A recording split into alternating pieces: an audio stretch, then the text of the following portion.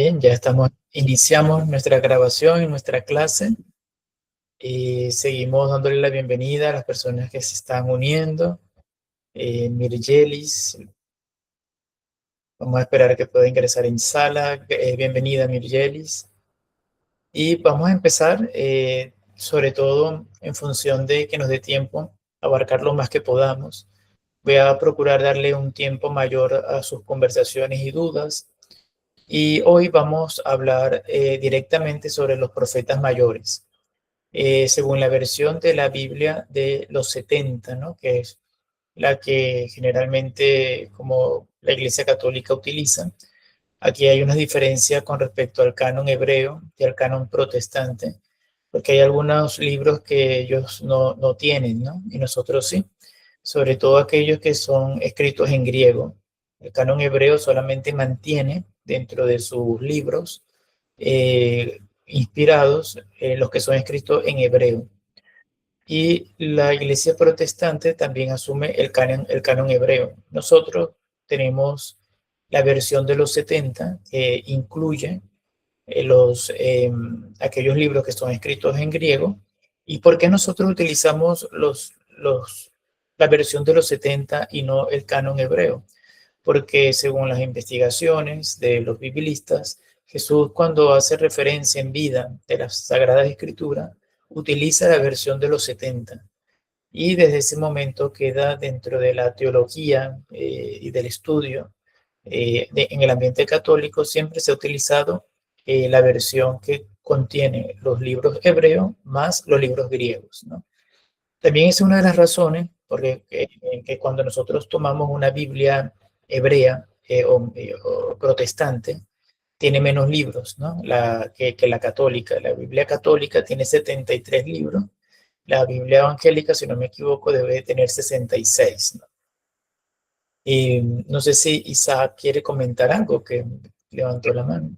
Sí, profesor, y tenía la interrogante, el caso de los ortodoxos, que creo que tienen 81 libros, ¿a qué se debe?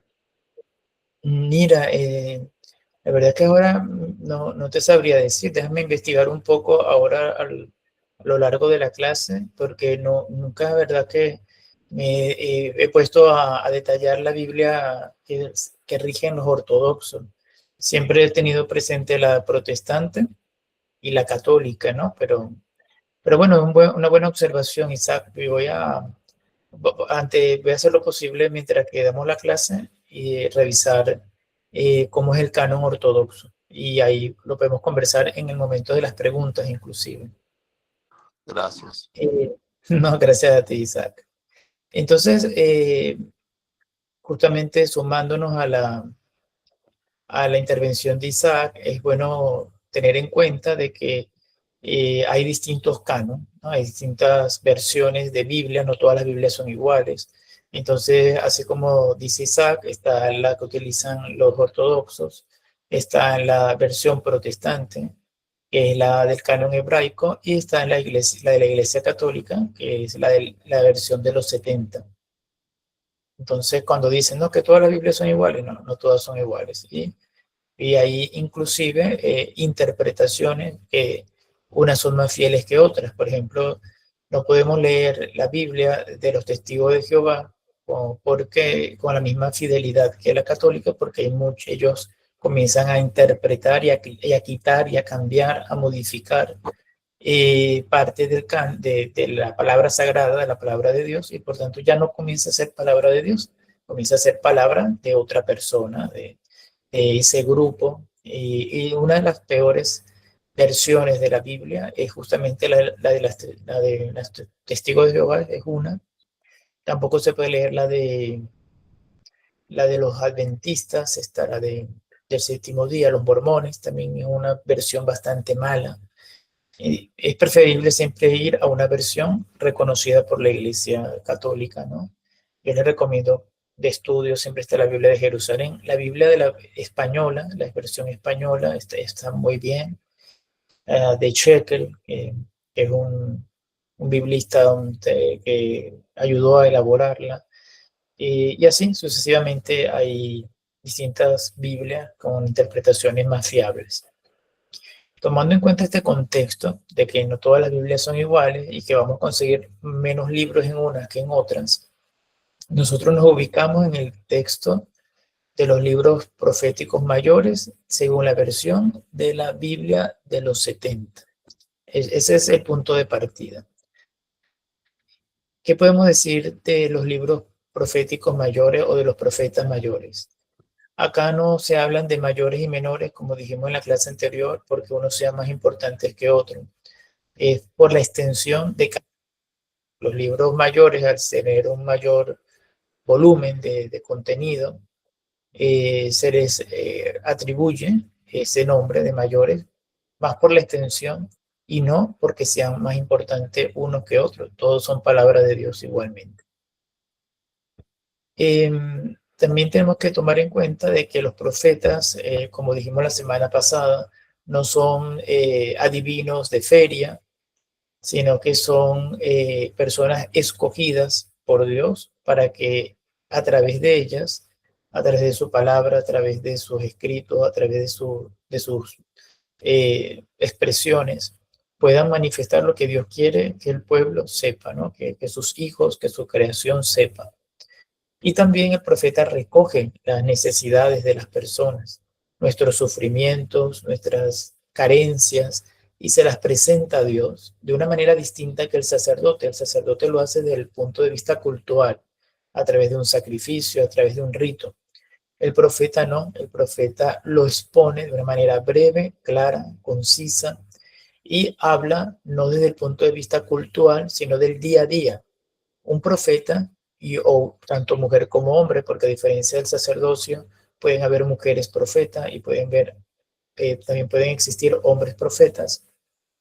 Ellos se van a encargar de ver las necesidades concretas de la población, en este caso del pueblo de Israel, y van a darse cuenta de qué comen, qué compran, cuánto ganan, si son asalariados, si hay mucho desempleo, si hay mucha pobreza, si el pueblo está pasando hambre, si tienen la amenaza ante una invasión, si tienen la amenaza de una guerra. Esa es la preocupación del profeta, ¿no? Sabe cuánto vale un esclavo, cuánto vale un kilo de trigo. Él está en el conocimiento de la vida diaria de la persona. Eso lo distingue del sacerdote, porque el sacerdote tiene otra función dentro del pueblo de Israel. Es cultural y es más administrativo, ¿no? Porque está pendiente de los asuntos del templo. En cambio, como dije anteriormente, el profeta es mucho más llano, más frontal, más horizontal. Es la autopista más rápida para poder acceder a lo que Dios nos quiere decir y también para expresar lo que queremos decirle a Dios, ¿no? Por eso el profeta es fundamental, es muy importante dentro de la vida del pueblo de Israel. No solamente hay cosas malas, ¿no? No proclama cosas malas, catástrofes, cambios políticos, situaciones de enfermedades, ¿no? No solamente es para anunciar cosas malas, anuncia también cosas buenas, como por ejemplo el Mesías. Cuando los profetas mayores hablan del Mesías, lo hablan en un tono de consolación, en un tono de que va a venir, va a llegar el momento de nuestra liberación, y nuestra liberación consiste en no estar oprimidos por el pecado, en la cual el sufrimiento que tenemos por culpa del pecado, de darle la espalda a Dios, llegará el momento en que eso ya no va a estar presente. Ese es el momento mesiánico, ¿no? Donde Jesús se hace presente, en Jesucristo se cumplen todas estas profecías, y por tanto, cuando nosotros abrazamos a Jesús en la fe, estamos también recibiendo una consolación, porque sabemos que Jesús resucitó y que nosotros también vamos a resucitar con Él. Aquí hay un factor importante a nivel escatológico, a nivel de vida y muerte, porque en el Antiguo Testamento no existía una dimensión de cielo, infierno y purgatorio como lo podemos comprender actualmente. El profeta avisa de que llegará el momento en que los cielos se abrirán para la salvación, pero en ese momento ellos no tenían el perdón de sus pecados de una manera como la podemos tener nosotros, que hemos recibido la gracia pascual de la muerte y resurrección de Cristo. Entonces en ese momento todos iban al Sheol, a un lugar donde los muertos esperaban la llegada del Mesías, donde el Mesías iba a ir, va a llegar, baja al Sheol, toma las almas justas y se las lleva a Dios. Por eso cuando rezamos el credo, decimos que Jesús descendió a los infiernos y al tercer día resucitó. ¿Y por qué descendió a los infiernos? Porque bajó al Sheol judío, donde rescató las almas de los justos, donde está Abraham, Isaac, los profetas, y todo lo que estaban allí en el Sheol. Inclusive Dante en la Divina Comedia, que no es un libro dogmático ni mucho menos, pero me parece curioso que hace alusión inclusive a aquellos que no son judíos, pero que dieron un aporte a la humanidad. Entonces, Dante dice que posiblemente allí estaba Aristóteles, Platón, todos aquellos que fueron personajes importantes para poder avanzar dentro de la humanidad. Y Jesús baja a todas las personas que habían muerto y los lleva con él al cielo y abre definitivamente el cielo para nosotros. Eso lo creemos nosotros, católicos, porque creemos que es en Jesús donde se cumple la atención mesiánica que establece Isaías, que menciona Ezequiel, que menciona Joel, que mencionan todos los distintos profetas y que se cumplen en Jesús. Eso desde nuestro aspecto y desde nuestra visión cristiana católica. Los judíos seguro tendrán otra visión, porque si no ellos se convirtieran al cristianismo. A lo mejor ellos lo ven desde otro sentido y por eso se mantienen todavía esperando que venga ese Mesías. Tomando en cuenta estos elementos que ya lo habíamos dicho en la primera clase, vamos a entrar a analizar quién es el profeta Isaías. Vamos a empezar entre los profetas mayores con Isaías. Aquí hay que hablar con rigor, ¿no? No tanto con aspectos folclóricos, por decirlo de alguna manera. Vamos a intentar ir a datos fiables de las Sagradas Escrituras y sobre todo de los biblistas, que son los exégetas preparados para ello. Y estos exégetas a lo largo de la historia van a indicar primero que no es la obra de un solo autor. Lo habíamos reseñado también en la primera clase de que el profeta cuando se acerca a los libros, nos acercamos a los libros proféticos, la figura del profeta está junto al maestro y sus discípulos, el maestro y una comunidad. Puede ser de manera periférica, a un grupo reducido, o puede ser una profecía central para toda la nación, para el rey, por ejemplo. Entonces, hay que acercarnos, no tomando en cuenta que es una sola persona, hay una comunidad dentro de la profecía.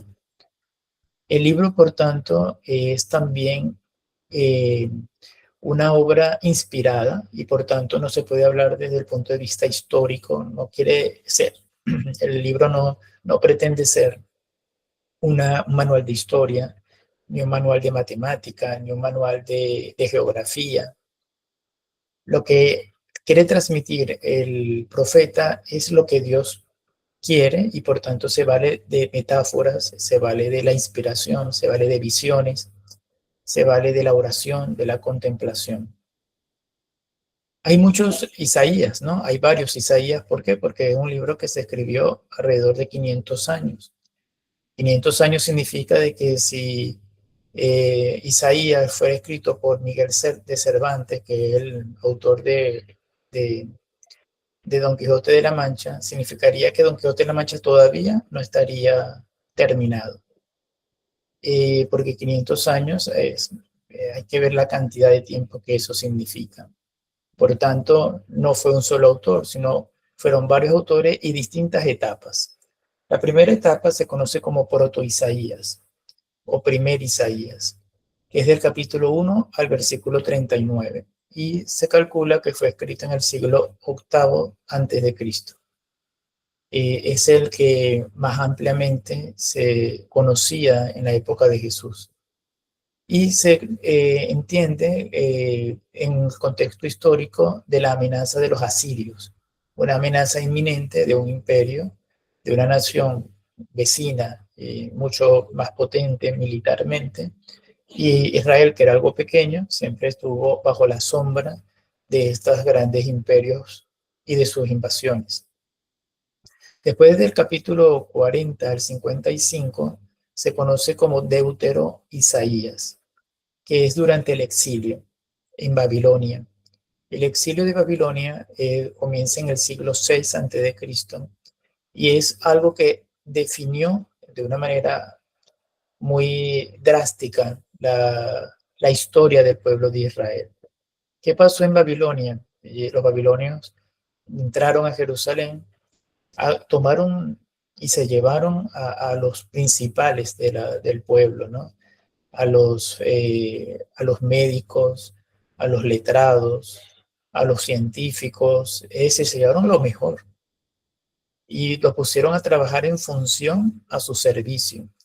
Y aquellas personas que no tenían ese rango de inteligencia o de formación, también fueron muchas llevadas para trabajo en el campo, fueron esclavizadas, ¿no? Esto significa de que el pueblo de Israel no tuvo una sola connotación de exilio. Hay exilios, hubo un exilio para personas donde se incorporaron en la vida profesional de Babilonia, por utilizar términos actuales y se pueda comprender, y otros se fueron a trabajar en el campo, fueron asumidos como mano de obra, muchas veces barata. Eso pasa actualmente, ¿no? Nosotros hemos vivido y seguimos viviendo la experiencia del exilio, porque ustedes están en Venezuela, pero hay muchos de sus familiares, amigos que estamos afuera, ¿no? Estamos viviendo ese exilio de Babilonia también. Y de Venezuela salieron médicos profesionales a servir en otros pueblos. Y también salieron personas que sin tener estudio ofrecen una mano de obra muchas veces barata, se sirve de muchas veces explotada en otros países, ¿no? Y uno aguanta porque, ¿por qué aguanta? Porque hay una situación en la cual no te permite regresar a tu país. Eso es lo que nosotros vivimos en Venezuela, es lo que se vivió en el pueblo de Israel, ¿no? Hay distintas olas de exilio y distintas formas de emigrar. Entonces esto lo asume Isaías y se da cuenta de que hay un dolor, ¿no? Un dolor un dolor del destierro, de la separación, de estar sirviendo a una nación que no es la suya, la separación de sus familiares y amigos, porque no todos se van de Jerusalén. Alguien tuvo que haber quedado en Israel. Algunos quedaron, pero los que quedaron dispersos, quedaron sin sus padres o quedaron sin sus hijos. Entonces es una connotación de dolor y de tristeza y, como les dije anteriormente, creo que nosotros tenemos la posibilidad de comprenderlo porque estamos viviendo esa misma situación. Entonces, ese dolor que el venezolano tiene por haber sido separado de su familia y de su núcleo profesional, de lo que tenía, es igual al de Israel y viene este profeta a consolar. Este es el papel fundamental de Isaías, Deutero Isaías, la consolación por el exilio. Y después viene una etapa que es la Trito Isaías, se llama Trito Isaías, que es del capítulo 56 al 66, al 66. Es la etapa post-exílica, que es la etapa que nosotros todavía no hemos vivido, que es la que cuando todos regresan, ¿no? Es la época en donde todos van a regresar. Vamos a volver a poner el ejemplo de Venezuela. Llegará un momento en que todo se resuelve favorablemente, muchos van a regresar. Pero en ese post-exilio también va a haber problemas, ¿no? Porque va a haber personas que ya están dentro del país y que van a recibir a los que se fueron. Ya hay una vida dentro del país y que no es fácil que se incorporen los que ya vienen con la experiencia de otra cultura. También los que vienen de otras culturas vienen con ideas y enseñanzas aprendidas, porque una persona que haya nacido en el exilio tiene las costumbres de Asiria, tiene las costumbres de Egipto, tiene las costumbres que se han ido colando por Mesopotamia y de alguna manera se han colado en esa gran Babilonia. Todos ellos cuando vienen de Babilonia también vienen con la experiencia y las artes aprendidas de esos países, de ese país, de Babilonia, de ese imperio, que suma varios países invadidos. También suma el hecho del culto. De alguna manera enriquece el culto judío, pero también es una amenaza porque puede traer costumbres de idolatría de otras partes. Además que no todos regresan a Israel, porque los que inmigraron y de una posición profesional y tenían un buen puesto en ese territorio, porque eran médicos, porque eran administradores, se quedan. Entonces no todos vuelven. Hay un resto de Israel que se queda en Babilonia. Entonces toda esta situación postexílica también es otro proceso y otra etapa a la cual se le tiene que dar respuesta, y esa respuesta la da Isaías, que se conoce como Trito Isaías. Quiere decir que leyendo todo Isaías vamos a ver cómo fue la amenaza de invasión, cómo fue la invasión o exilio y el posexilio. Todo eso lo encierra este gran espacio de 500 años de profecía, ¿no? Hay una mano levantada de Lorena, no sé si que nos quieras comentar algo. Profe Ronald, es que no entendí, es Trito Isaías, Trito con T de tomate, Trito Isaías. Exactamente, T-R-I-T-O, Trito. Y dijiste que iba desde el capítulo 56, ¿te entendí? Sí, del 56 al 66. Gracias, profe. No, de nada. Este Isaías se conoce también como, el libro de Isaías se habla también del Isaías histórico. Este Isaías histórico se reconoce como una expresión que surge tras la predicación en Jerusalén durante la expansión del imperio asirio. El tema central de Isaías, a pesar que hemos paseado por todo este proceso de 500 años, siempre va a ser uno que es la santidad de Dios y la confianza que todos debemos de tener en Yahvé. Recuerden que en esa época del Antiguo Testamento las palabras para dirigirse a Dios era Yahvé, que no tenían vocales, entonces se colocaban puras consonantes, y es el que no tiene nombre, ¿no? Yo soy el que soy, el impronunciable.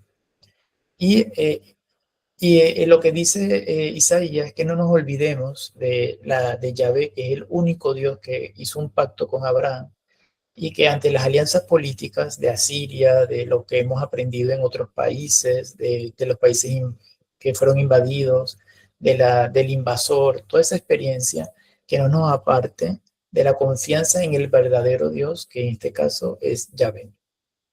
El episodio de la vocación, es decir, cuando surge Isaías, lo vamos a encontrar en Isaías capítulo 6. Desde aquí se puede partir lo que es la teología del libro profético. Porque Isaías en el capítulo 6 se nos dice que Dios es 3 veces santo, que Dios es trascendente y que Dios interviene en la historia. Son 3 características fundamentales para no solamente para Isaías, sino que nuestra religión católica se basa precisamente en esos elementos. Porque Dios no es un Dios que se esconde, es un Dios que interrumpe, e irrumpe y quiebra la historia a través de la encarnación. Eso es en primer lugar. El segundo es que es trascendente. No estamos hablando de un Dios que se queda en este mundo material o en este mundo temporal, sino que es capaz de trascender. Nosotros estamos llamados a una vida más allá de la muerte. Y por último, el profeta nos recuerda que es 3 veces santo. ¿Por qué es 3 veces santo? Porque en el idioma hebreo no había un superlativo. Es decir, nosotros podemos decir Dios es súper santo o poner un superlativo de santo. Entonces, como no existe en el idioma hebreo un superlativo, se nombra 3 veces para darle más fuerza. Entonces, por eso cuando nosotros rezamos decimos santo, santo, santo, porque repetimos 3 veces una palabra para indicar gramaticalmente de que es superior a solamente un solo santo, ¿no? Por eso Dios es 3 veces alabado 3 veces, siempre se menciona 3 veces para poderle dar esa fuerza que gramaticalmente en el hebreo no existe. Entonces, como no tienen el super santo, tienen 3 veces santo, ¿no? Santo, y entonces por eso cuando se van a dar cuenta que se repite casi siempre 3 veces. En el Deutero Isaías hay algo novedoso, que es el monoteísmo explícito. Esto es para recordarle a Israel de que solamente hay un solo Dios, ¿no? Por lo que le decía anteriormente, como tuvieron contacto con otras culturas y con el invasor babilónico, sobre todo había mucha influencia de Mesopotamia y de sus distintos cultos, ¿no? Sobre todo a nivel de la fecundidad, de la guerra, estaba inclusive la parte de la sexualidad como Astartés, Isis en Egipto. Era una figura femenina donde todo giraba en torno a la fecundación porque era la agricultura, la ganadería, lo que permitía que un país podía vivir, ¿no? Y todo estaba vinculado con la sexualidad. Entonces, todo eso era muy fácil uno confundirse, ¿no? Y el Deutero Isaías va a recalcar el monoteísmo, que hay un solo Dios. Y por eso vamos a escuchar esa frase que dice, yo soy y no hay otro, yo soy tu único Dios y no hay otro fuera de mí. Aquí aparecen los famosos cánticos en el Deutero Isaías del cántico del siervo, que es lo que la tradición cristiana aplicará a Jesús. En el contexto original de Isaías, el siervo no representa a Jesús porque no sabía Isaías que Jesús iba a existir, ¿no? Sabía que había un Mesías, pero recuerden que la idea del profeta no es avisar lo que va a ocurrir en el futuro, es dar una explicación del presente. Y por ello, cuando hablaba de Isaías, del cántico del siervo, representaba a Israel sufriente. Era una figura profética colectiva, en la cual el siervo sufriente era el mismo pueblo de Israel, dentro del pensamiento de Isaías. La exégesis responsable, por de alguna manera, para decirlo de alguna forma, distingue el sentido histórico del sentido teológico posterior. Yo siempre he comentado, cuando he tenido oportunidad de dar este tipo de clase, que nosotros no podemos juzgar anacrónicamente la acción de Dios en la historia, ¿no? No podemos juzgar con nuestros criterios del 2021, del siglo XXI, del año 2026. No podemos jugar con nuestros mismos criterios hechos que pudieron haber sucedido 6.000 años antes de Cristo, ¿no? Hay que respetar la cultura, la capacidad intelectual, cultural que se dio la palabra de Dios.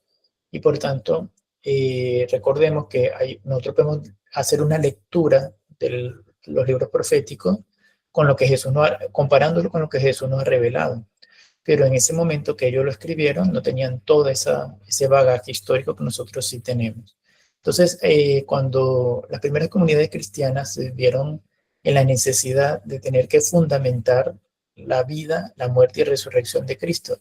¿Y cómo lo hacen? Releyendo los profetas y viendo en Jesucristo cómo encaja en muchas de estas profecías. Entonces, es una relectura del libro profético que se adapta a la experiencia vivida por los primeros cristianos. Entonces, acá podemos ver que hay un sentido teológico posterior a la intención original del autor sagrado. Por eso podemos nosotros tranquilamente decir, hay dos intencionalidades dentro del libro profético. Hay una intencionalidad que se da a partir de la revelación de Jesucristo y hay una intencionalidad que se da a nivel histórico dentro del contexto cronológico en que fue escrito la profecía.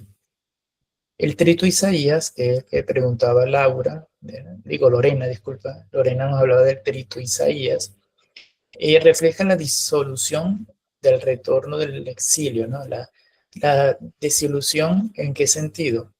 Porque cuando, como les comentaba, había una gran expectativa en volver, en que todos íbamos a ser felices, y cuando llegan después del post-exilio, como les digo, hay personas que se quedaron, hicieron su vida, y entonces van a decir, mira, ustedes tienen que someterse a lo que nosotros decimos, porque nosotros fuimos los que nos quedamos aquí. A lo mejor algunos quieren recobrar su trabajo, a lo mejor unos quieren recobrar sus casas, su vida, pero se dan cuenta de que hay un proceso de cambios y a lo mejor el que llegaba a querer buscar su mismo trabajo en el país ya no lo tiene, ¿no? Y Virgili habla de que si es de la misma época de Esdras, el Trito Isaías, bueno, habría que ver el cuadro cronológico y ahora mismo no te sabría decir con exactitud, pero después se puede ver el cuadro cronológico entre Esdras y el Trito Isaías, puede ser.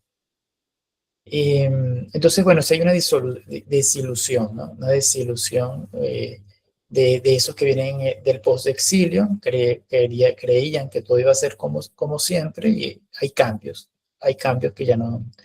que no pueden volver atrás, ¿no? Eso creo que nosotros, haciendo de nuevo el paralelismo con Venezuela, a lo mejor tendríamos que también prepararnos, ¿no? De que cuando regresen todas esas personas que salieron, ver que ya no van a conseguir el mismo país que era antes igual, ¿no? Con que se fueron. Van a llegar y van a ver que hay un país distinto. Entonces, eso también puede traer una cierta desilusión. Es lo mismo que han vivido los hebreos, ¿no? Entonces, es una manera hago el paralelismo porque creo que lo podemos percibir más fácilmente si lo atribuimos a nuestra propia realidad. Ya por último, de Isaías, quería simplemente hablar del tema estructural, ¿no? Hay una estructura dentro de todo Isaías que va en función de dos cosas, ¿no? De dos aspectos. El primer aspecto es el juicio, porque Dios se puede enojar si lo cambiamos por los cultos aprendidos de otros países o de pueblos paganos. Y también la esperanza, ¿no? Porque Dios no solamente es un Dios que castiga, no es un Dios que se pone celoso, sino también es un Dios que da esperanza, es un Dios que consuela, es un Dios que no abandona, que no abandona. Entonces, la historia en Isaías tiene una como conclusión que la historia no es que sea absurda, sino que es pedagógica. La historia de Dios, podemos ver que hay muchos altos y bajos. No es una historia lineal ni fantasiosa de que todo va a ser bueno, pero sí es pedagógica. Nosotros en la vida vamos a sufrir, pero vamos a aprender también de esos sufrimientos. Entonces, esto es válido para nuestra vida actual.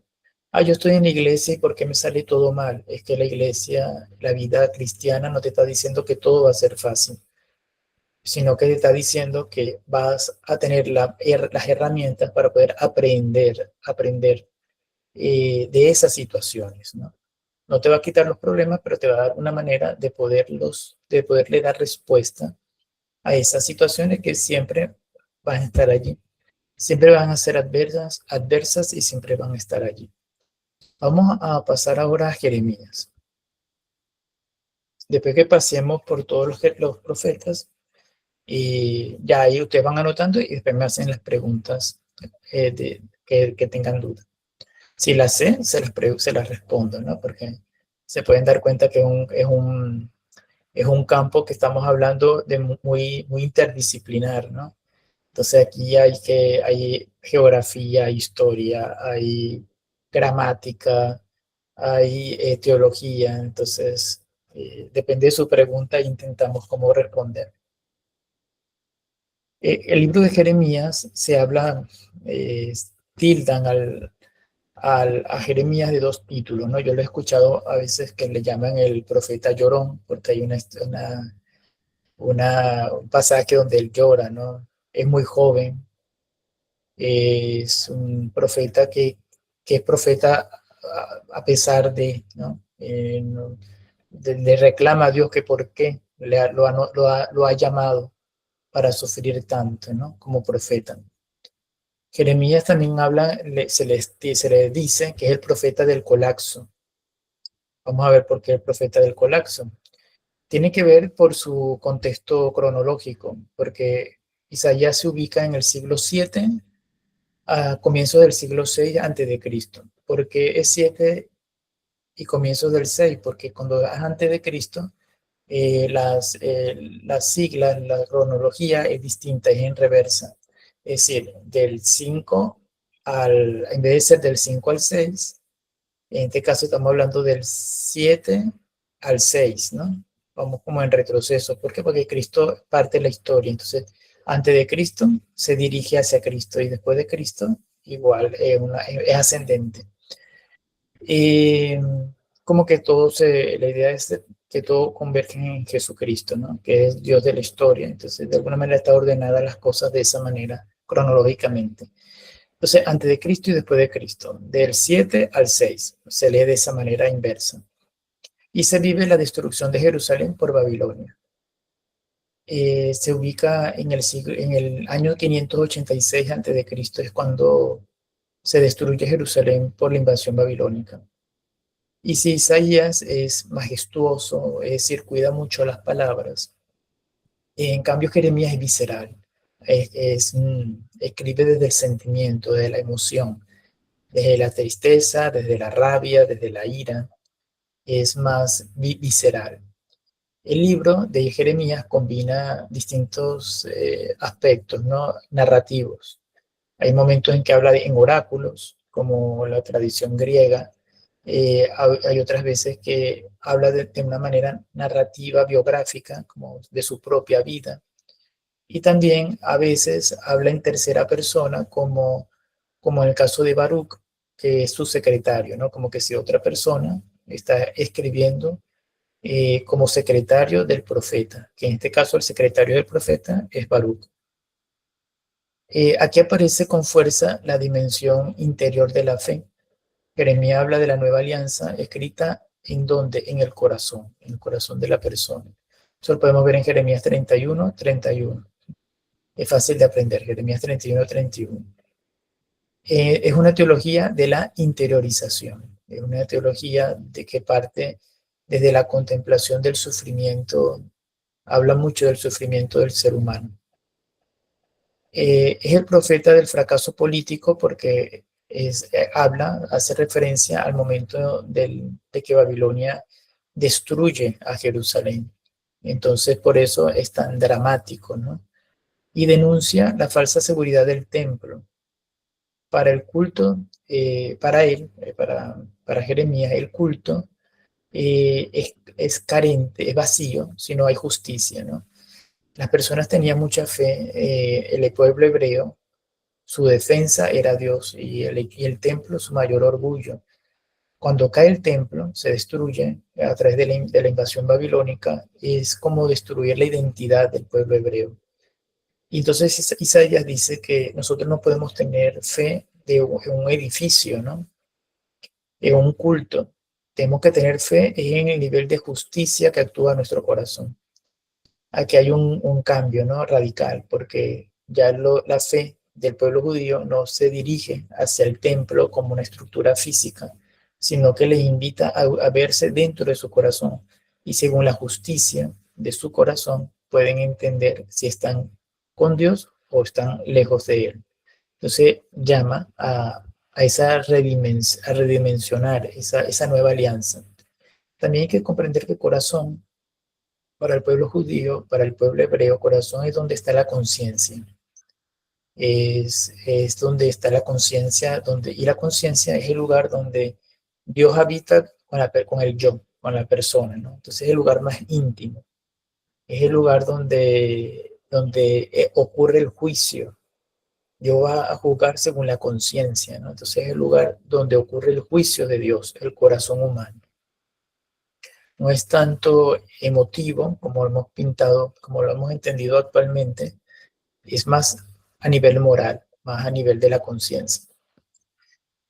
Entonces, ¿qué otra cosa podemos decir de Jeremías, que es el profeta de ese fracaso político, de la falsa seguridad del templo, y que teológicamente es clave porque introduce la idea de la responsabilidad personal más marcada? El sufrimiento no siempre es castigo mecánico, es consecuencia histórica y también misterio. Aquí se unen varios elementos, ¿no? Primero, que por qué hay que sufrir es un misterio. El sufrimiento es un misterio, ¿no? No sabemos, está allí presente. Y no es algo malo, porque si fuera algo malo, Jesús no fuera sufrido, no es pecado sufrir, pero es un misterio porque ocasiona un dolor a la persona, ¿no? Tiene su sentido pedagógico, lo más probable, ¿no?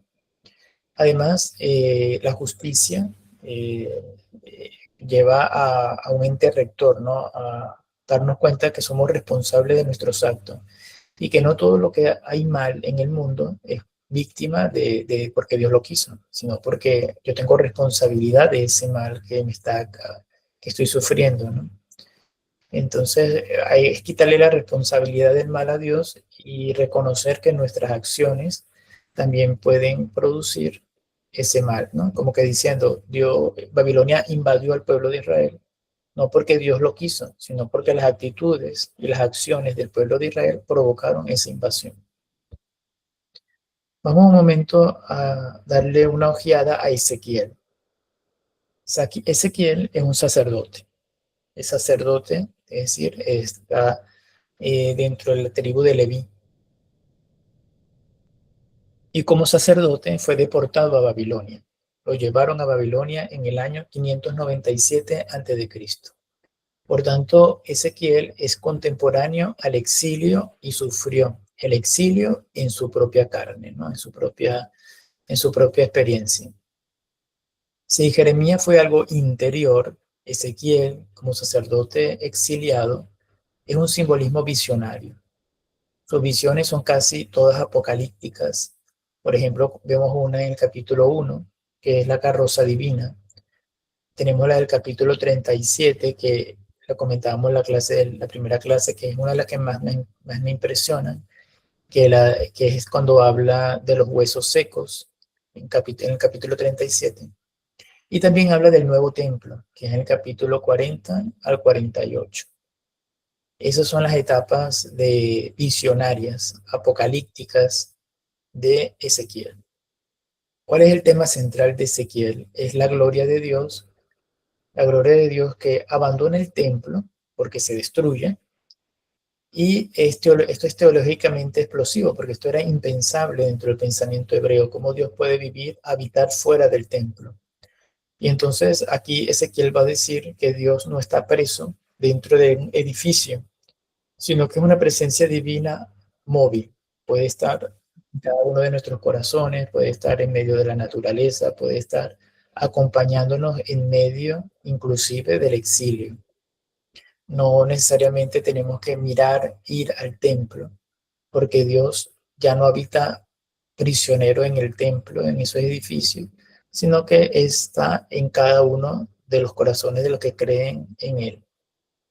Entonces, esto es un cambio teológico muy importante en el pensamiento hebreo. Ezequiel desarrolla la responsabilidad individual, que ya había empezado el profeta Jeremías, pero con mayor claridad, ¿no? ¿Por qué? Porque él va a decir que el hijo no cargará con la culpa del padre. Anteriormente se pensaba que las enfermedades o la ruina económica era un pecado que yo estoy pagando de mis padres, ¿no? Y aquí lo que dice Ezequiel es que cada quien es responsable de sus propios actos. Aquí se rompe definitivamente la lógica de que si una persona peca, todos tienen que sufrir por ese pecado, en el sentido de que sabemos que hay un efecto de todas nuestras acciones a nivel social, pero no podemos decir que por el pecado de uno yo tengo que asumir una pena, ¿no? Cada quien tiene que ser responsable de sus propias acciones, de lo que se llama ese juicio particular en el momento en que vayamos a rendir cuenta a Dios. La visión de los huesos secos, que es la que le hablaba del capítulo 37, no es inicialmente, no se habla como una resurrección individual. Aquí realmente el sentido de Ezequiel es la restauración de la nación. Le está anunciando a su contemporáneo que esos huesos secos que son muertos, va a haber una resurrección, pero es el pueblo de Israel, ¿no? Allí sí hay una visión más colectiva. Es el pueblo de Israel que va a volver a ser el mismo que era antes. Israel parecía muerto, pero Dios al tiempo va a reanimarlo. volvemos al tema de Venezuela. ¿Cuántas veces nosotros no hemos dicho, tengamos fe de que vamos a volver a rehacer nuestra patria, vamos a volver a ser grandes como éramos antes? Algo parecido, ¿no? Ahorita estamos como huesos secos, tanto de hambre porque no hay comida suficiente, como de ánimo, estamos muertos, ¿no? Como dice Ezequiel. Pero Ezequiel, ¿qué nos dice a nosotros? Que llegará el momento en que estamos ahora muertos, pues llegará el momento en que vamos a ser reanimados nuevamente por Dios, ¿no?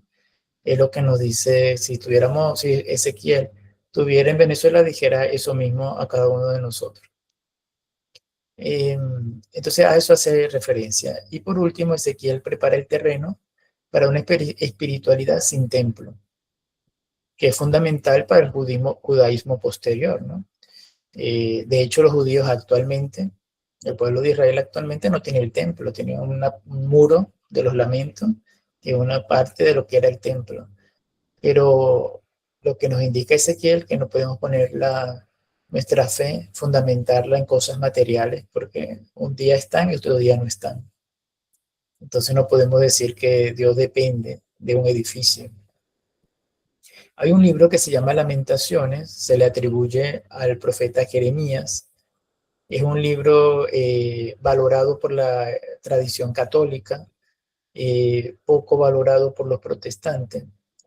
Y en el libro de las Lamentaciones, Jeremías sería el autor y se compone por 4 elegías, ¿no? Le llaman así, elegías, que son una especie de plegarias y de confesión de sus pecados, ¿no? De las lamentaciones, precisamente, ¿no? De una autorreflexión, autoinculpación de que las cosas que estamos viviendo es porque nos hemos portado mal. Y también termina con estas elegías, terminan con una oración comunitaria, como pidiéndole perdón a Dios, que por culpa de los hebreos, de su mala acción, dejaron destruir su templo por los babilonios. Los lamentos fueron escritos por un testigo ocular que expresa su sentimiento personal, así como la reflexión que le lleva a dar a los hechos un sentido teológico, ¿no? Es como que se estuviera describiendo lo que está viendo delante de sí. Describe la destrucción de Judá, describe los pecados del pueblo, describe quiénes son los principales responsables, que acusa directamente a los sacerdotes, acusa a los profetas cultuales, que aquí es interesante porque hay una diferenciación.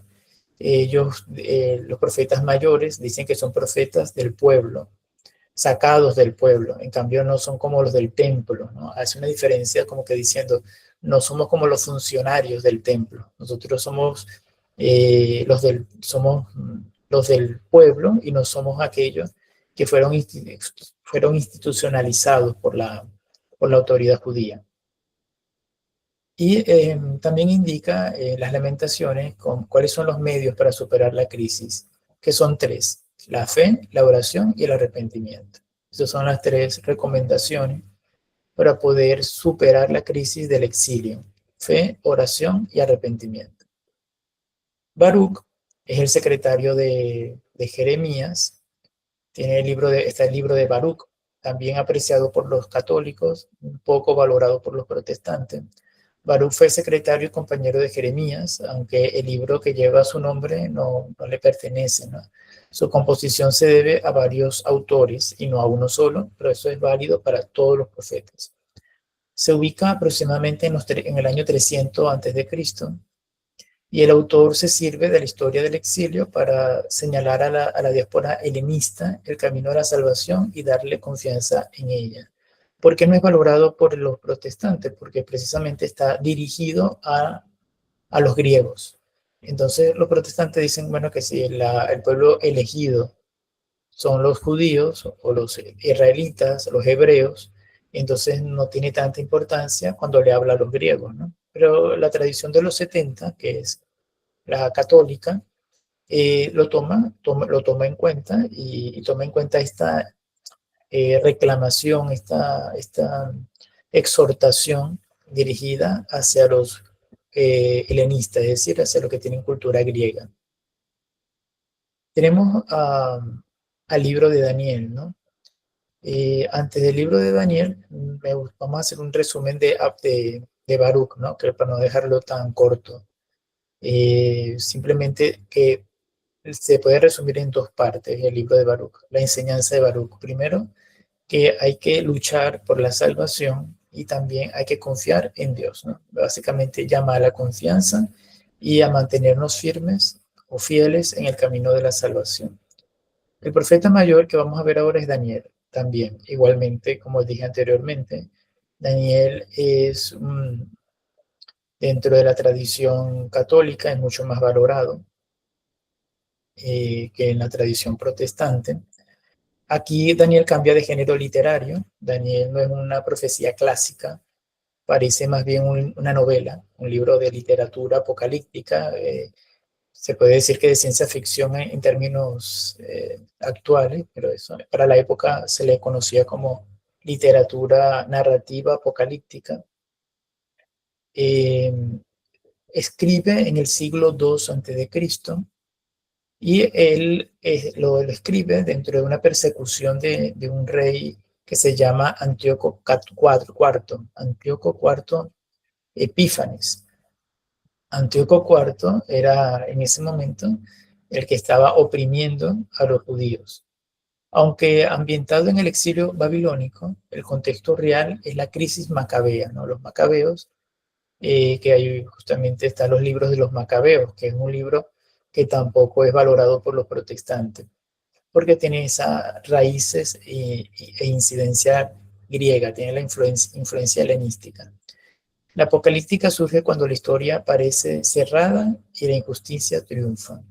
En pocas palabras, cuando se habla de apocalipsis, estamos hablando de un contexto de misterio y de prudencia, porque no todo se puede decir abiertamente, porque vamos a terminar asesinados, presos, torturados. Entonces hace falta, dentro de la opresión enemiga, tener un código para comunicarnos. Es decir, como volviendo al tema de Venezuela, eso no cualquier venezolano quisiera decir muchas cosas, pero no se puede decir porque uno estando en el país pueden meterlo preso, ¿no? Por eso es que hay tantos presos políticos.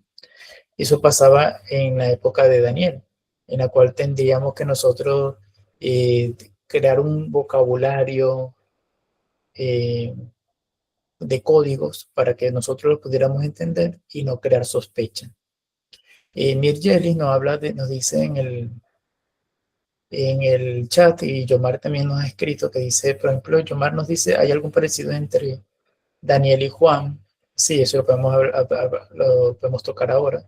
Y los temas de Apocalipsis y Daniel se parecen. Los temas de Apocalipsis y de Daniel se parecen o son distintos. Sí, es la misma género literario, igual que escribe Juan, escribe Daniel, por lo que habíamos comentado. Juan escribe de una manera apocalíptica porque estaba amenazado por el Imperio Romano. De hecho, Juan es preso en la isla de Patmos, que es donde muere, porque no podía hacerlo de otra manera. Entonces, cuando habla del 666, muchos lo refieren que se hacía referencia a Nerón, porque si él hablaba, decía Nerón directamente, era apresado y muerto, entonces tenía que hablar del 666, igualmente de la gran ramera, cuando hablaban de la gran ramera precisamente hacían referencia a los pueblos paganos, a la Babilonia.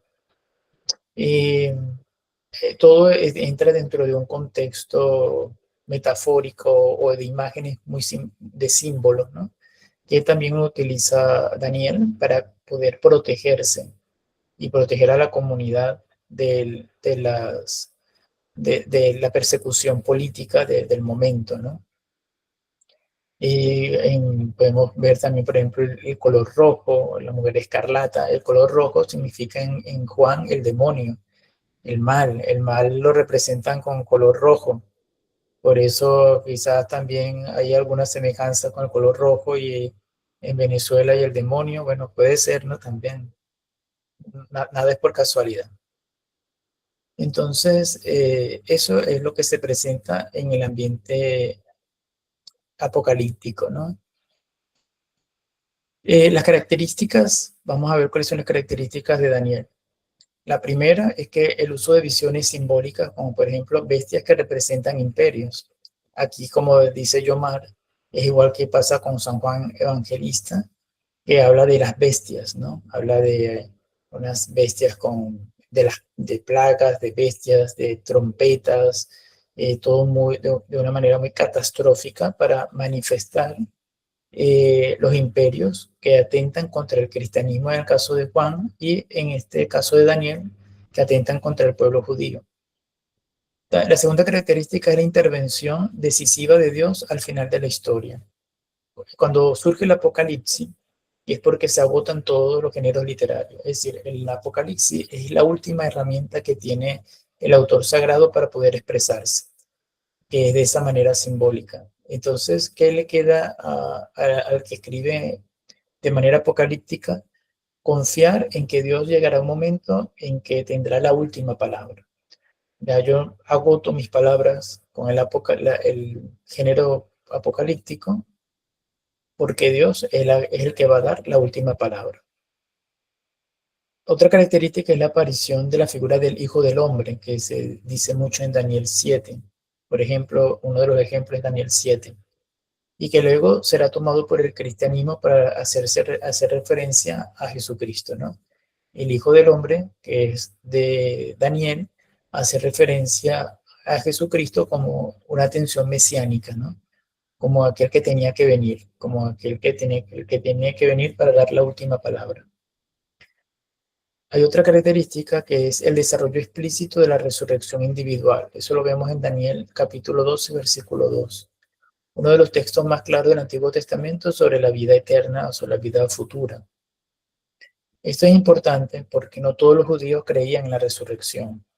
Los samaritanos, que vienen de la tradición abrámica y se separan después, cuando se separan los reinos, ellos no creían en la resurrección. Los fariseos creían en la resurrección. Es decir, dentro del mismo pueblo judío había divisiones, o del pueblo de Israel.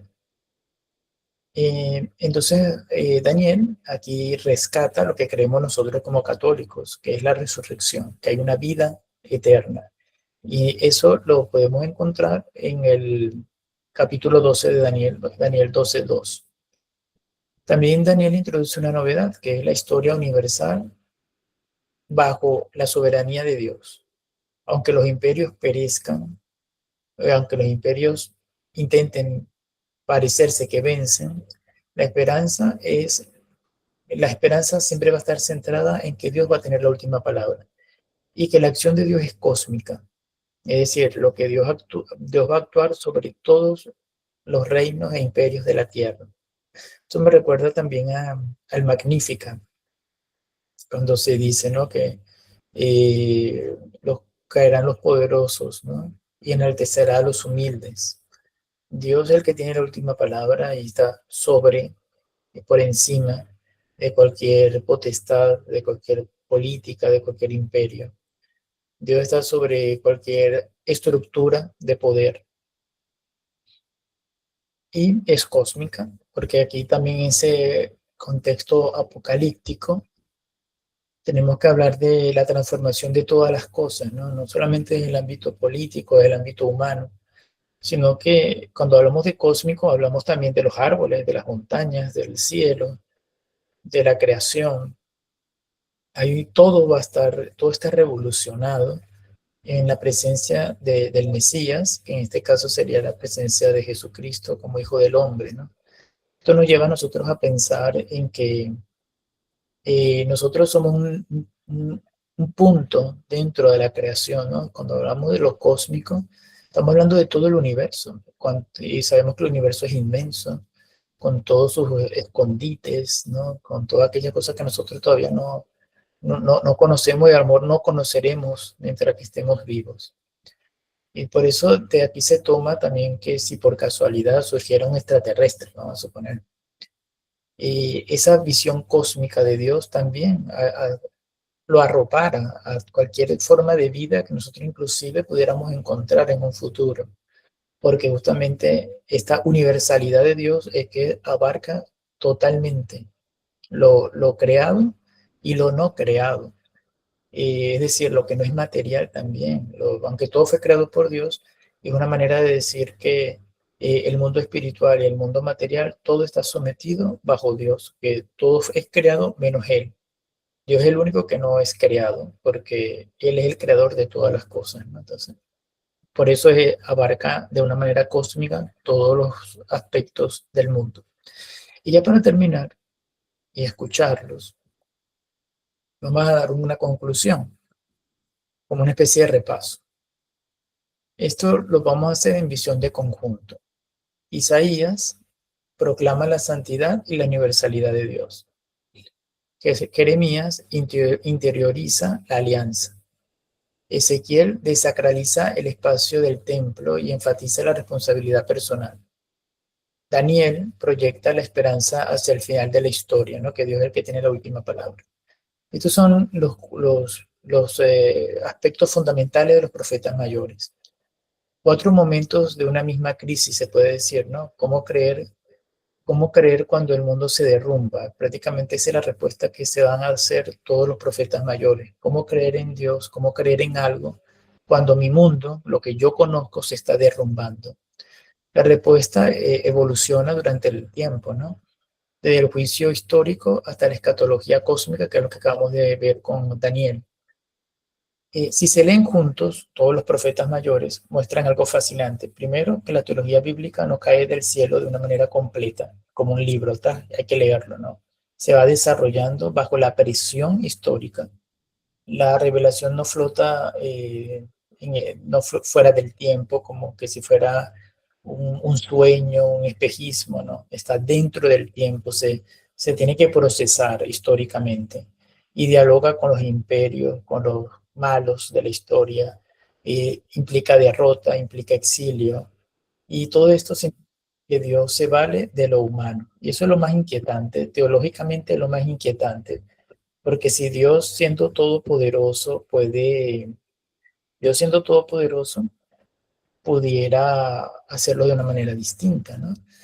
Pero Él se vale de la manera humana, que tenemos que aprender, sufrir, estar preso, exiliarnos, volver. Bueno, esa es la manera en que Dios ha querido comunicarse a cada uno de nosotros. Y otra cosa, para terminar, ya prácticamente terminé. Simplemente era pensar un momento, parece yo alguna idea que me quede suelta, pero creo que lo fundamental es eso de que Dios necesita de nuestra historia, de nuestra realidad para poder él hacerse presente. Y nos vino al dedo toda la situación que estamos viviendo nosotros en Venezuela, porque es algo que nos permite a nosotros conocer como de primera mano lo que sufrió el pueblo de Israel, ¿no? Yo me quedo con la última palabra, la última pregunta que hice, que es ¿cómo creer cuando el mundo se derrumba? Nosotros esa pregunta la podemos hacer como venezolanos, ¿no? ¿Cómo creer en Dios cuando todo lo que está a nuestro alrededor está prácticamente derrumbado? Hemos perdido la autoestima como venezolanos, hemos perdido tantas cosas. ¿Cómo creer en Dios todavía a pesar de tener una nación destruida y en manos de los malos, ¿no? Bueno, eso es lo mismo que se preguntaban los profetas y la respuesta está en que hay que esperar porque Dios siempre tiene la última palabra. Bien, entonces, si tienen alguna pregunta, alguna duda, aprovechen ahora para poderla hacer.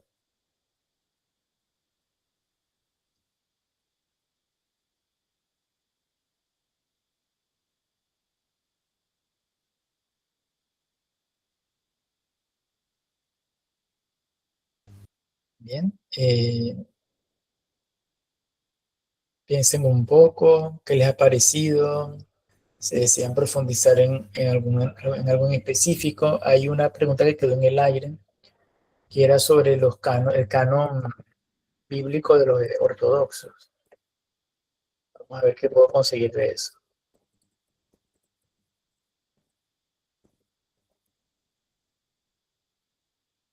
Bien, vamos a ver, aquí dice,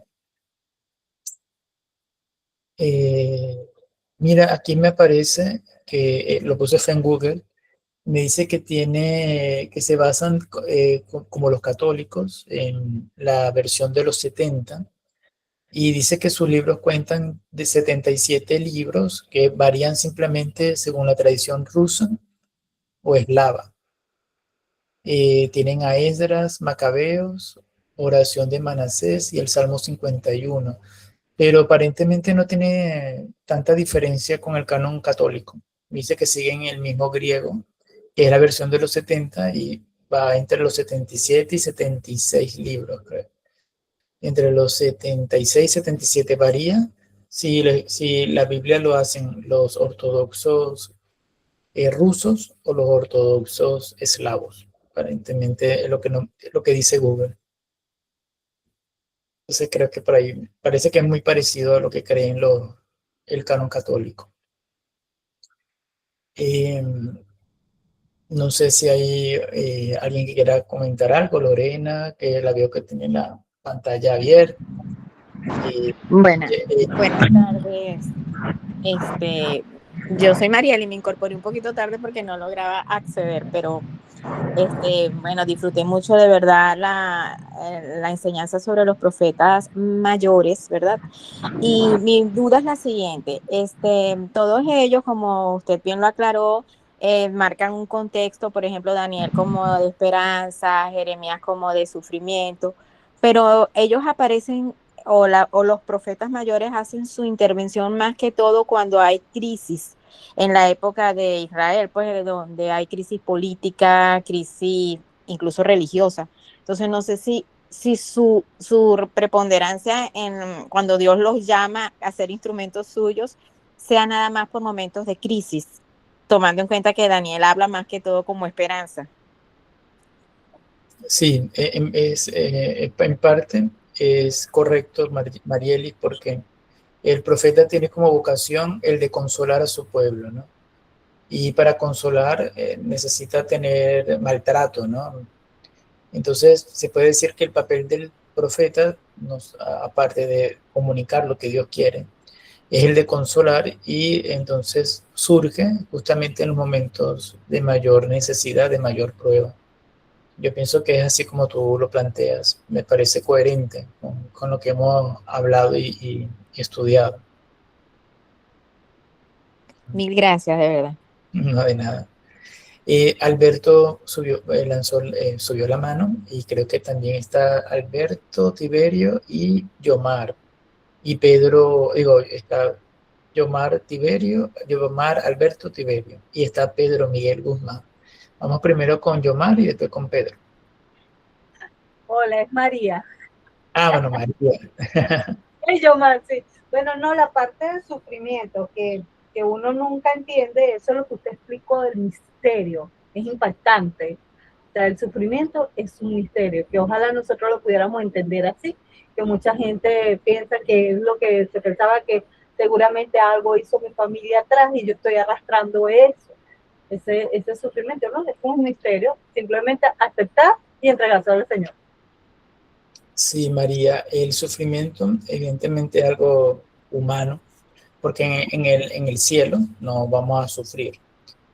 De hecho, no, el demonio, por ejemplo, no sufre como lo podemos pensar nosotros, ¿no? Que para nosotros el sufrimiento es sentir calor, quemarnos, o estar en la intemperie, es algo físico, ¿no? El demonio no puede sufrir de esa manera porque no tiene cuerpo.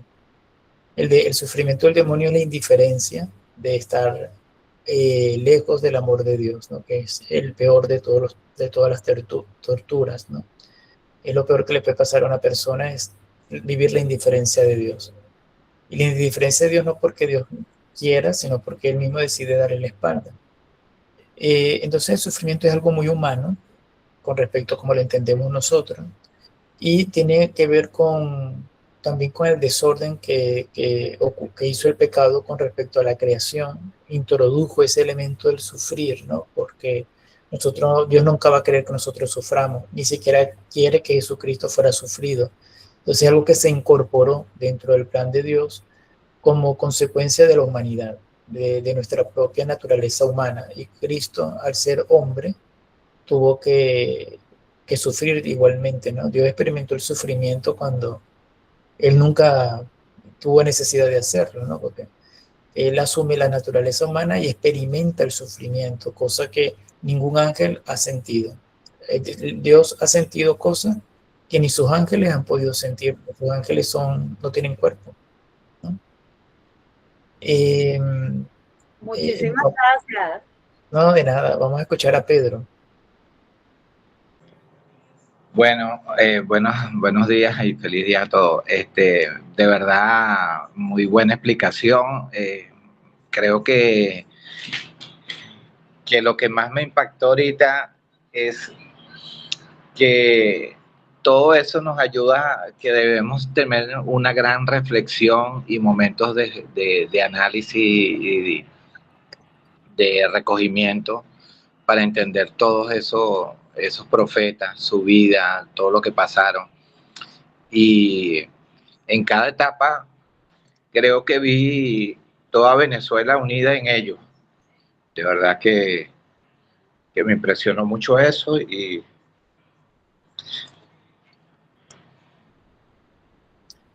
Sí, gracias, Pedro, tienes razón en esa identificación, ¿no? Es muy evidente. Vamos, antes de responder una pregunta que hace Mirgelis en el chat, está Pedro, creo que Pedro, no, quedó la mano levantada, pero ya acaba de conversar. Mirgelis nos dice que si hay una referencia entre Ezequiel 33 y Daniel cuando habla del Hijo del Hombre. La expresión Hijo del Hombre es una interpretación compleja, ¿no? Porque aparece dentro del contexto del Antiguo Testamento, es un título bíblico y se utiliza principalmente desde el punto de vista de realzar la raza humana, ¿no? Entonces se puede tener dos connotaciones. Se puede tener la connotación desde el punto de vista cristiano, de que Dios es el Hijo del Hombre porque está la encarnación de Dios en la humanidad, y también se puede entender como la misión de la raza humana para poder servir a Dios o a pesar de su sufrimiento y de sus limitaciones, ¿no? Entonces, se puede jugar con esas dos interpretaciones. Puede hacer referencia a la humanidad del pueblo, como también la visión cristiana de decir que el Hijo del Hombre se representa en Cristo porque asume el cuerpo humano siendo Dios, ¿no? Creo que por ahí va la respuesta a esa duda. Y, bien, entonces no sé si hay otra cosa por allí pendiente de parte de ustedes.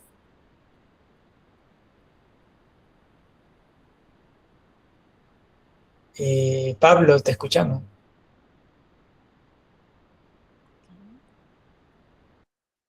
Hola, buenas tardes. Buenas tardes, Eh, Pablo.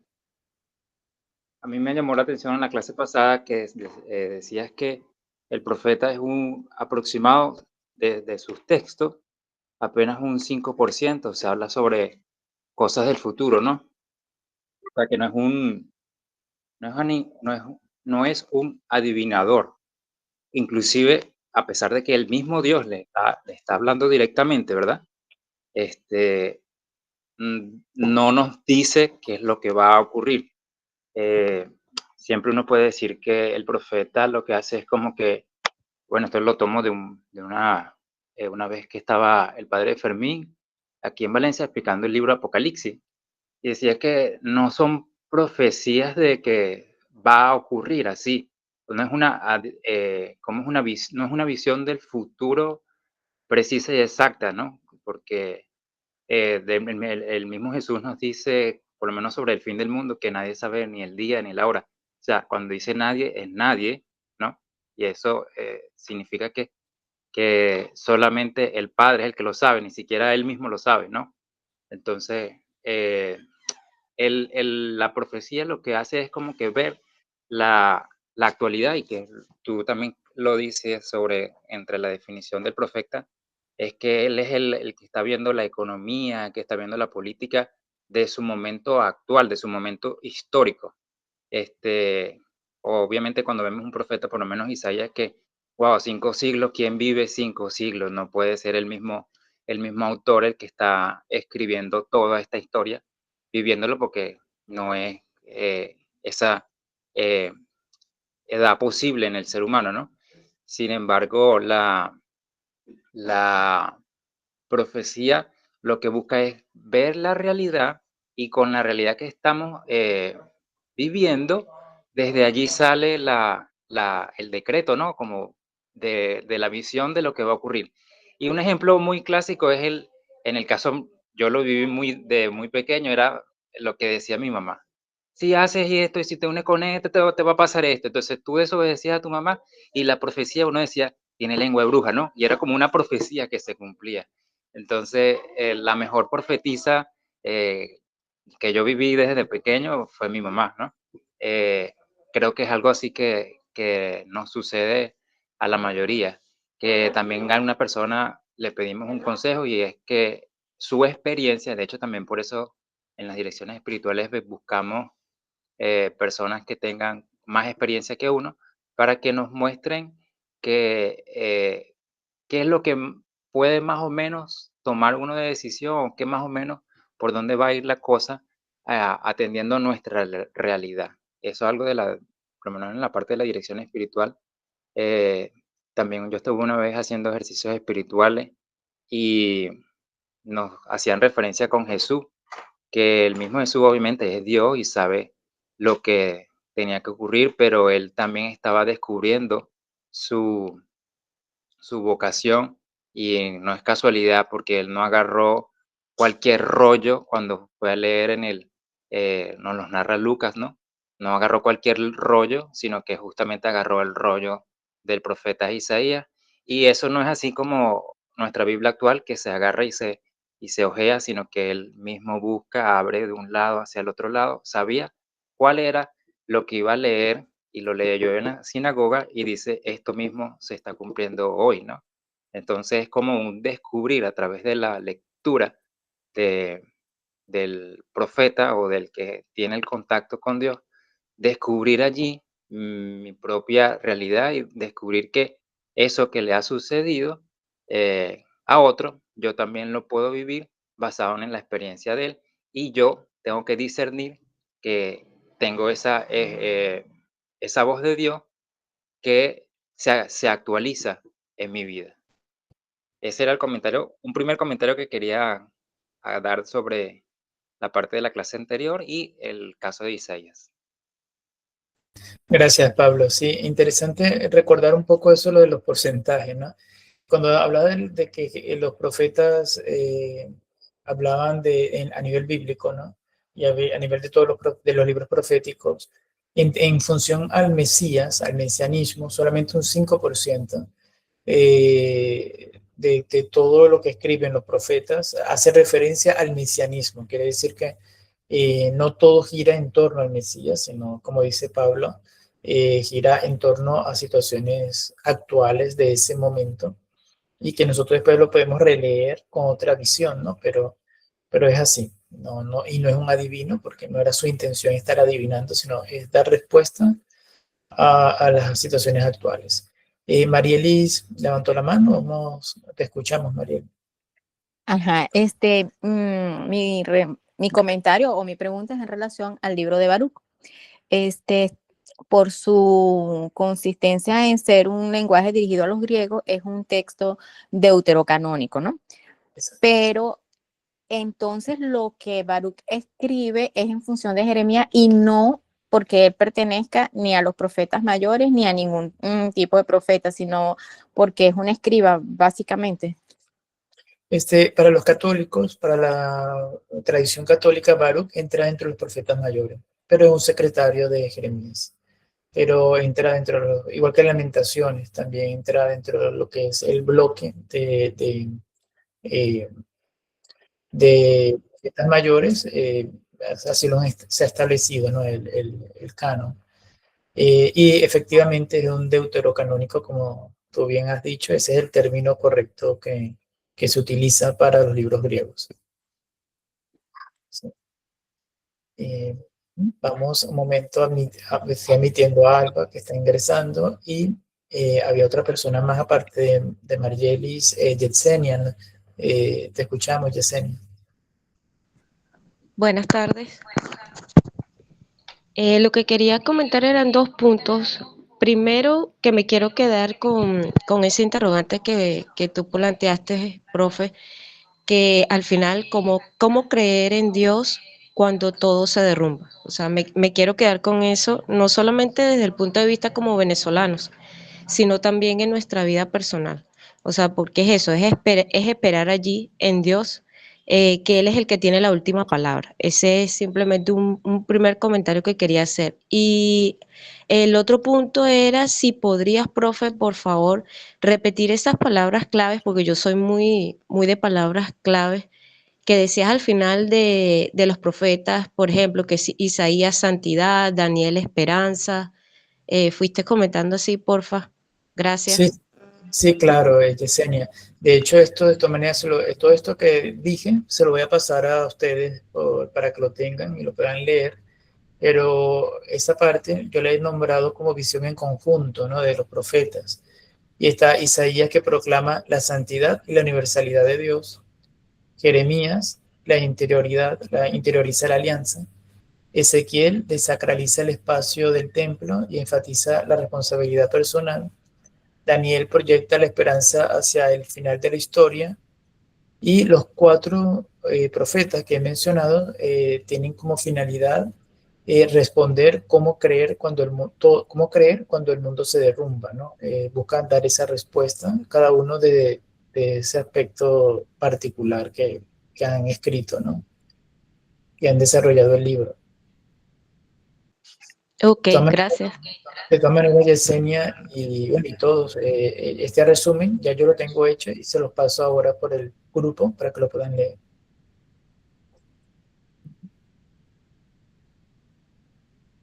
Yomar, creo que querías comentar algo, Yomar, o no sé. No, simplemente el comentario de la felicitación por la aceptada disertación que tienes y bueno, excelente. Aplauso para ti. Bueno, vale, gracias. Yo creo que ya, bueno, Gerardo, está por allí. Te escuchamos, Gerardo. Bueno, muchas gracias por esa explicación tan hermosa que nos ha dado Ronald. Quizás yo me salga un poquito de lo que estamos estudiando ahora, pero tengo una inquietud grande y como Pablo también señaló un funcionamiento sobre las profecías, de que no generalmente son profecías, pero a mí me salta la situación de Lourdes.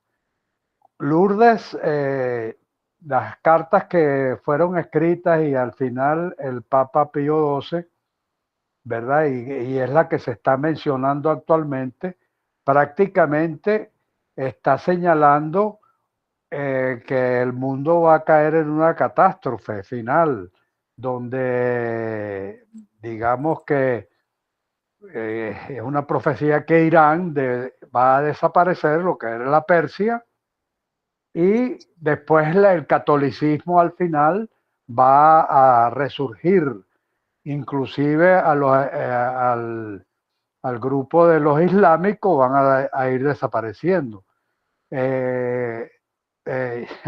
Como yo me fundamento más que todo en las cuestiones históricas y todo eso, porque me encanta la historia, yo quisiera que tú, Ronald, nos hicieras un comentario al respecto. Gracias, Gerardo. Mirieli pregunta que si es Lourdes o Fátima, cuando se referencia. Fátima, perdón, Fátima. Vale, sí. Ahí dentro de la tradición católica sí se cree que hay elementos proféticos, por lo que de alguna manera por eso es que hacemos una relectura de los libros proféticos y los representamos en Cristo. Lo que la Iglesia estipula, primeramente, es que no hay más revelaciones. La revelación tiene su plenitud en Jesucristo. Quiere decir que aunque la Virgen diga muchas cosas, no va a decir nada nuevo de lo que no esté contenido dentro de los evangelios. Eso es lo primero, ¿no? No puede haber una revelación que contradiga el evangelio porque la revelación ya está cerrada y está cerrada en Jesucristo. Lo demás son interpretaciones, ¿no? Y Y ahora, ¿qué va a ocurrir en el futuro? Mira, es complicado tener una lectura sin caer en especulación, porque el mismo Cristo dice que el fin del mundo no lo sabía ni él. Dice que solamente le compete al Padre saber qué va a pasar en el futuro, ¿no? Entonces, es complicado. Partiendo de las situaciones actuales, podemos deducir que si seguimos con una escalada bélica de guerras, podemos caer en nuestra propia autodestrucción prácticamente. Pero eso nosotros lo leemos partiendo de las cosas que están sucediendo en nuestro alrededor, ¿no? Ahora, ya quedaría de parte del magisterio ir enseñando qué es lo que se debe creer de esas profecías. Hay que tener mucho cuidado porque sí es verdad que hay muchos youtubers y grupos que cada vez más intentan hacer interpretaciones de las apariciones, tanto de Fátima como de la Sayed, y de hecho he visto que ponen en contra lo que dice las profecías de María, lo ponen en contra con lo que está haciendo los papas, como que diciendo que los papas se están equivocando porque ya eso estaba profetizado por la Virgen María. Entonces ahí yo lo veo con sospecha porque Dios no se va a contradecir a sí mismo, ¿no? Ahí nadie está obligado a creer en revelaciones privadas. Cada quien puede creerlo o no creerla, y por no creerla tampoco va a hacer mal, ¿no? No hay algo fijo de que la iglesia diga, tienen que creer esto porque si no se van para el infierno, ¿no? Las revelaciones son privadas y está en la libertad de cada persona creerla o no creerla, ¿no? Yo soy un poco escéptico en todas estas, que se va a acabar el mundo, terremotos, porque siempre puede ocurrir, pero no necesariamente se va a acabar el mundo en ese momento. Se acabará el mundo para los que mueran en esa oportunidad, ¿no? Pero no sé si yo te respondo, Gerardo, pero yo creo que en eso hay que ser muy cauteloso, ¿no? No, sí, sí me respondiste. Simplemente que yo quería hacer la analogía porque precisamente al final va a prevalecer el catolicismo, que es nuestra religión, inclusive por encima de los musulmanes, etcétera, etcétera, etcétera. Sí, Gerardo. Bueno, allí también hay que matizar un poco, Gerardo, porque no podemos decir que que solamente los católicos se van a salvar, ¿no? Dios, sobre todo porque se parte del principio que si Dios crea el mundo es para salvar, y se hace hombre y muere para salvarnos a todos, ¿no? Yo creo que buscará la manera de poner mecanismos de salvación en cada religión y basadas en el amor. Hay un principio que la iglesia siempre ha dicho, ¿no? Que fuera de la iglesia no hay salvación, ¿no? Eso es un principio que la iglesia ha manifestado. Hay que bautizarse para salvarse, también lo ha dicho, ¿no? Pero no nos corresponde a nosotros tomar el juicio, y puede ser que eso corresponde solamente al corazón de Dios, ¿no? Uno tiene que pensar en función de amar y de invitar a todos a que se unan en esa dinámica del amor. Pero es es temerario decir que alguien se va a condenar, aun cuando sea muy malo, es que solamente eso le corresponde a Dios, ¿no? Y el mejor ejemplo es el buen ladrón, que si estaba crucificado al lado de Cristo no es porque era bueno, seguro había hecho cosas malas, pero Dios le dio la gana que fuera la primera persona que lo acompañara a él en el cielo, porque él dice, hoy te aseguro que hoy mismo estarás conmigo en el paraíso.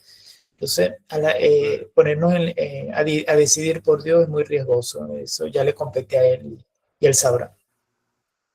Bueno, y para finalizar, hoy es el Día del Amor y precisamente Dios es amor. Y lo felicito a todos. Gracias, Gerardo. Gracias. Bien, yo creo que ya tendríamos que estar concluyendo para no hacerlo tampoco tan extenso. De todas maneras, tenemos otros encuentros. Gracias, Lorena, por tus comentarios. Igualmente, ya se me fue el mensaje, Pablo, que habla sobre los adventistas, testigos de Jehová, sí, todos ellos y muchos más que se ponen en el papel profético. Para la semana que viene, mentira, no sé si semana que viene, para la próxima clase, porque yo me pierdo también, ahorita no sé ni cuándo es, creo que es el miércoles. Vamos a hablar también, voy a sacar un espacio para hablar sobre las profetas mujeres, ¿no? Porque estamos hablando de los profetas hombres, que son los que son bíblicos, ¿no? Están en la Biblia, pero hay otros que están en la Biblia y son mujeres, pero no tienen la titularidad del libro, ¿no? Entonces también vamos a hablar un poco sobre cuáles son las profetisas dentro de la iglesia, cuáles son las mujeres profetas dentro de la iglesia. Y vamos a hablar sobre los profetas menores, que son 12, son bastantes. Entonces eso sería ya para la clase que viene. Entonces, gracias por su tiempo, que voy a dejar de grabar. Y cualquier duda me pueden escribir y vamos desarrollándola. Muchas gracias y bueno, ya voy a detener la grabación. Hasta luego.